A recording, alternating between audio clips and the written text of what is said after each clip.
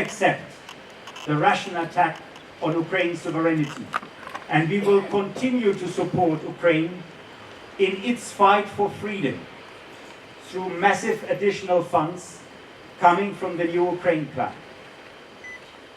In Gaza, we are deeply worried about the new military ground operation in Rafah, which would have devastating humanitarian consequences.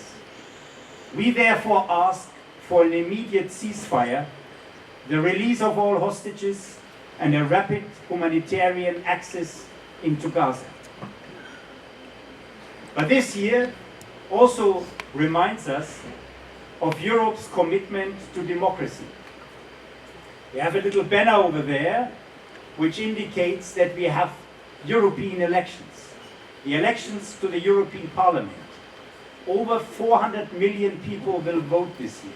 These are the second biggest democratic elections in the world. But then the European Union is also a success story as regards prosperity and political, economic, and social integration.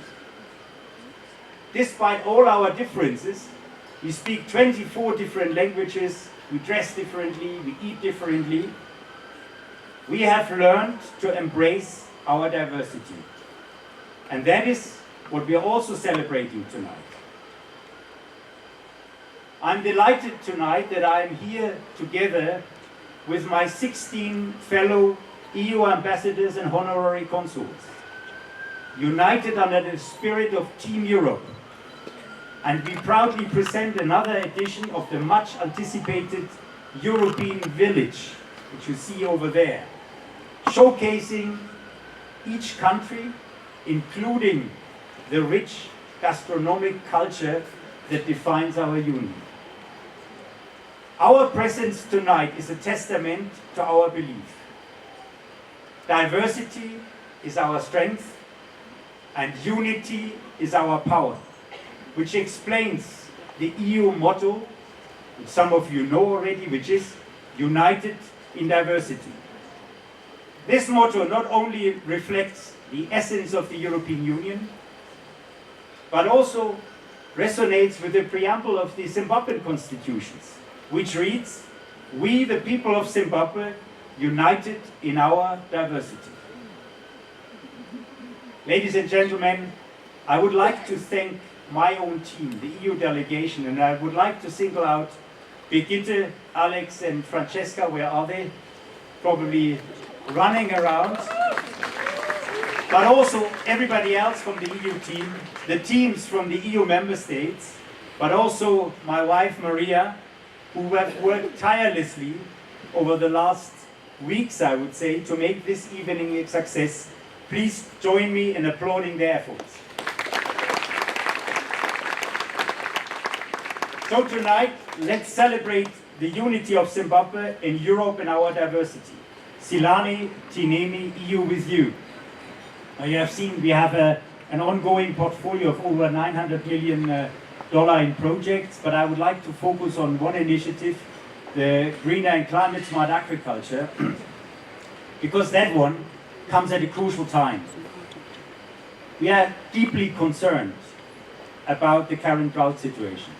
And February has been the driest month in history in Zimbabwe. So we cannot look away. And we have seen the impact on maize harvest affecting livestock and grazing land. Let me therefore say, EU with you during these difficult times of a crisis. Already $62 million were allocated to address the cycle of drought by Team Europe for Zimbabwe, to support Zimbabwe in that difficult situation. And we will not stop here, because many of us are currently contacting their headquarters to see whether there are extra funds to support Zimbabwe also at a regional level, because the drought is also a regional problem. Silani, Tinemi, EU with you. The EU is also with you on the journey, on Zimbabwe's journey to make Vision 2030 a reality. We as the EU fully support the process which His Excellency, the President of Zimbabwe, has initiated to clear the outstanding debt, which is known as the arrears clearance and debt resolution process. Because we, like the government, believe that that process, if it's successfully completed, will lead to access to sovereign lending and therefore to make Vision 2030 a reality. I would therefore like to commend the government for leading this process and proposing as a sovereign country major reforms on the economic side, on land issues, and on the good governance sector. We now look forward to the realization of these reforms.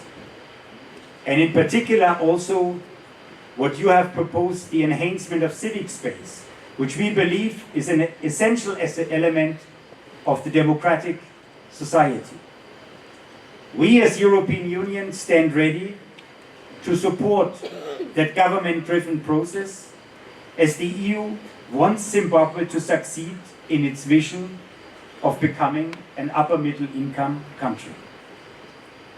Silani, Tinemi, EU with you. The EU is also with you in the trade and investment sector.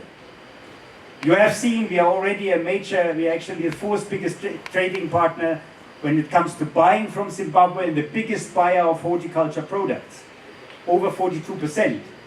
We could say that's fantastic.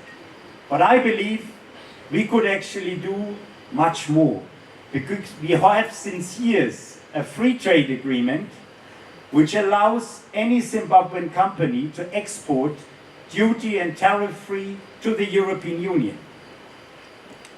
However, only 200 companies have registered so far.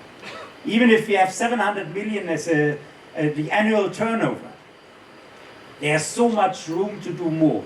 So please, spread the word. Zimbabwean companies can export duty and tariff-free to the EU. And by the way, this was also one of our topics when we participated as Team Europe in the Zimbabwean International Trade Fair, and we won for the second time the precious prize of the best international stand.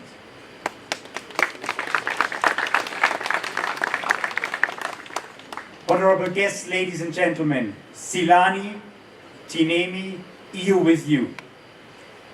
This is our commitment to a constructive partnership with Zimbabwe, based on trust, mutual respect, shared values, and multilateralism. I am confident, and I'm looking at my guest of honor, that the upcoming Zimbabwe-EU partnership dialogue, which is supposed to happen next month, will serve this purpose, and I look forward to it. Together, Zimbabwe and the EU, together we've got the power. We have the power to overcome challenges and achieve our common goals. Yes, we've got the power. Thank you for all being here tonight. Silani, Tinemi, EU with you.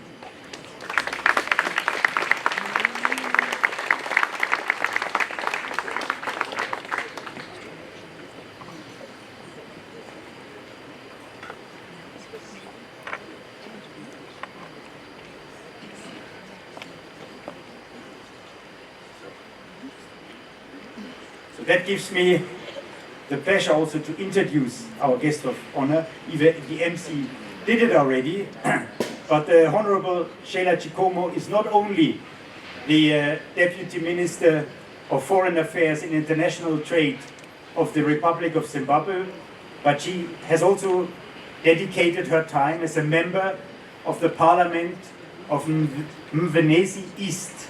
And I would like to invite you to come and join me for a toast.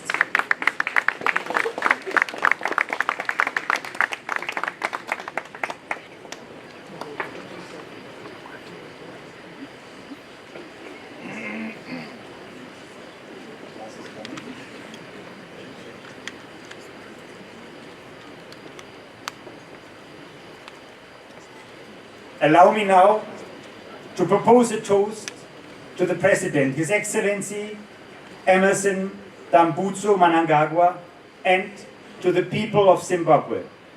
May the Almighty protect and bless this land.